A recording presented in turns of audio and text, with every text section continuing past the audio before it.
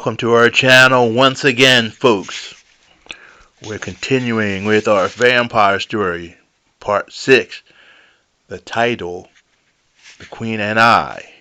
For more stories, look at our YouTube channel, go to our website, and find out about some of the other things that we're doing. You can find that at nextstepcoaching.mysite.com. That is nextstepcoaching.mysite.com, and you may want to subscribe to YouTube and hit the bell and follow us so that more people can see the things that we're writing and sharing.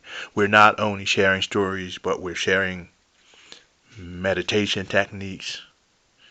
We're speaking on spirituality and practical spirituality, all kinds of issues, a variety of things.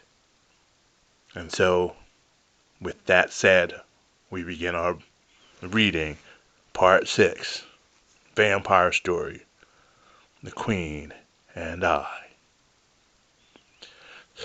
So here I was. Now I had a whole dysfunctional family. They were vampires. Hermosa and Ivory were sharing the same bedroom. She wanted to share my room with me. Not hardly. I didn't want to get that friendly. She seemed to be fascinated with the weather up here. I couldn't understand it. It was becoming winter. The sun began to disappear more quickly and hover around the horizon as people prepared for all of the months of darkness. Hermosa was a day walker, like Ivory and Terry, so that didn't matter much to them, but a bunch of night walkers who had been held up there somewhere would soon be coming out to what seemed like heaven to them. I did not look forward to that, considering they would be hungry like bears coming out of hibernation. Yet again, my vampire friends and family repeatedly told me I had nothing to worry about. They had nothing to worry about. The sun was beginning to run around the horizon like a dim light around the rim of a bowl. It was getting dark and cold. I liked it, but it did get worrisome sometimes. Of course I worried. I had gotten a lot more used to the temperature, though, and all of the thick coats and so on, and even without wearing a hat sometimes I could venture out into the cold air and enjoy the beauty of my surroundings. Even in the dark there were thousands of stars standing out, unlike in the more populated areas. A blanket of snow covered the ground most of the time. Mostly we had space. Everything wasn't crowded. There wasn't that much noise. You could see people when you wanted, and most importantly, people minded their own business, instead of being there all the time when you didn't need them and being invisible when you did. It was the opposite here. That made for real community and a pleasant life. Some evenings I would sit on the little porch I added to my cottage, which seemed to be growing every month with some add-on or the other, and just look out over the bleakness. I was near the airport, so I would see planes coming in every so often, but there were very few. I was living a good life, even with all of these vampires around me. Old Hermosa was having a good time doing whatever queens of vampires do.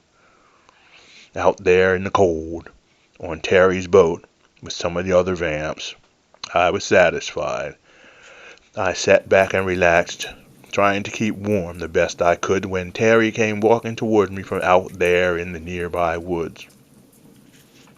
"I expected you to be out there with Hermosa and Ivory tonight," I said with a grin, pulling up a chair. He plopped down.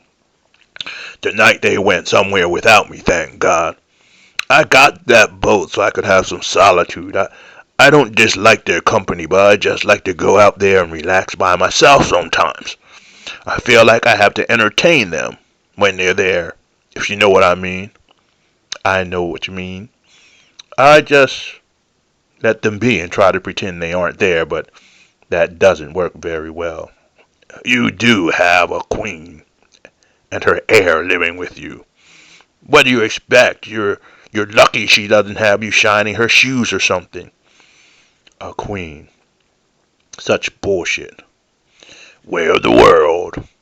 Way of the world. He looked off into the horizon for a moment and then back at me. So what are you doing? I shrugged. That's what I thought. Don't you do anything? Sure. I read, I write, I sit and watch from my porch and exercise a little. What else is there? What else is there? Winter's coming. You better find something to do. It gets pretty dead around here. Maybe you can go out on a boat with me. Learn to sail. Hermosa and Ivory love sailing. They've been learning from me. They're going to get their own boat. When you have unlimited funds like they do, they can get one with a snap of the fingers. And you are lucky enough to be part of that family. You're a rich man. I don't need that much money. I have my royalties and some investments. Plus what the vamps have funneled to you. You said the magic word. Have. I have it now. So I don't care. Don't talk like that. They're very powerful. They can make your bank account sort of be frozen, you know. No, they wouldn't do that. He arched his eyebrows and grinned. Not as long as you're a good little boy. We heard someone approaching and looked out across the field. It looked like Hermosa. She was alone at the moment, heading straight for us. I began to wonder if that foolishness about her being able to hear us from miles away was true. She climbed the steps to the porch and began to kick the snow off her shoes. She looked at me. Yes, she said, and walked into the cabin. I looked at Terry. Told you. He started to get up. I better go, he said. Why? You scared of the Queen? No, I just want some solitude. I'm going to the boat. Come on down sometimes. Why don't you come in for a while and have something warm to drink before you make that trip? Why? You afraid to be alone with the Queen? He said laughingly. He gave me a wink. See you soon. Okay. And yes. Good. Remember that. Don't trust them too much. He headed off the porch and began to tromp across the snow-covered front yard, if you could even call it that. I went into the house. Hermosa was standing in front of the fireplace putting on logs. She was barely dressed for that weather. She looked nice, regular clothing for a home farther down south, but it was cold in there and it didn't seem to bother her. I looked at her legs and body for a second and wondered who put her together. Jesus. Never seen a woman before, have we? She asked without even looking over her shoulder. I frowned and just sat down. She turned towards me. You're blocking the heat, I said. A smile forced through on her face. Well, our little mate is growing some gonads, is he? Very rude, I simply responded. She finished with the fire. That was the idea, she said.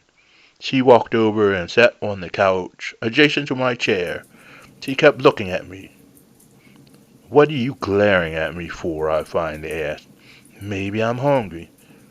I'll make you something. She was silent. I haven't bitten anyone in a while. I'll bite you if you don't mind. I sat there for a few moments and then noticed that I couldn't speak or move. She walked over and stood in front of me. This won't hurt a bit. You might even enjoy it. I tried to cry out, but I couldn't. She was near my throat when she backed off. You make it no fun. She threw herself onto the sofa. You and your little puppy dog eyes are so pathetic you even make me feel guilty. I could move and speak suddenly, but I wasn't going to say anything. She began to laugh. Don't you ever forget who and what I am. Do you understand? I just nodded. Good answer. So after that showstopper, what do you expect us to do? Play pinochle? You really don't know anything about people, do you? I asked. As much as I need to. That means no, I said. I'm just happy to be in your light, great queen of the night, or is light the right word? Still arrogant, are we? She said. I like that. I've always liked you and your stories. I have been somewhat fascinated by you. That's why I wanted you to be part of my family and father my child. That isn't something frivolous. She is my firstborn. I never felt anyone was worthy before, reading your stories and meeting you. Really? That's nice to hear and kind of you to say so. Yes, it is. You belong to me. I told you I was your sponsor, right? Yes. I didn't explain it enough. You belong to me. You are mine. You are my property. Did you see what happened a few minutes ago? I can do that to you any time I want to and do whatever I want with you. Can you really? And what do you have in mind? Are you making a pass at me? I just told you something very scary and serious, and you're making a pass. I can't believe it. I was just joking. Sure you were. I saw the way you looked at me when I was putting the log on the fire. That's only because you have a pretty good body, I guess, and your face is just about passable. We both know I am beautiful. More beautiful than you can dream of. What kind of game are you playing? Nothing. Yes, something. Trying to see how far I can push you before you explode. She smiled broadly. I can explode pretty fast. I'd like to see it. No, you wouldn't. She stood up in front of me, looking down at me menacingly. I was so embarrassed because she was so hot and it was such a turn on. I don't believe this, she said. You are horny. You may be about to die and all you can think of is taking my body. That's not true, I quickly said. Do you want some tea? She just slowly shook her head and sat back down on the sofa and said, Men. I couldn't believe I had the hots for her. I had to find a girlfriend. She smiled as if hearing me. She probably did. You already have one of them, she said, a smile playing upon her lips. Later I'll show you. She crossed her legs, picked up a magazine from the rack next to the sofa and began to leaf through. I frowned. What was she talking about? And that is the end of chapter number 6. Stay tuned for more stories and the continuation of this one. Namaste, everyone.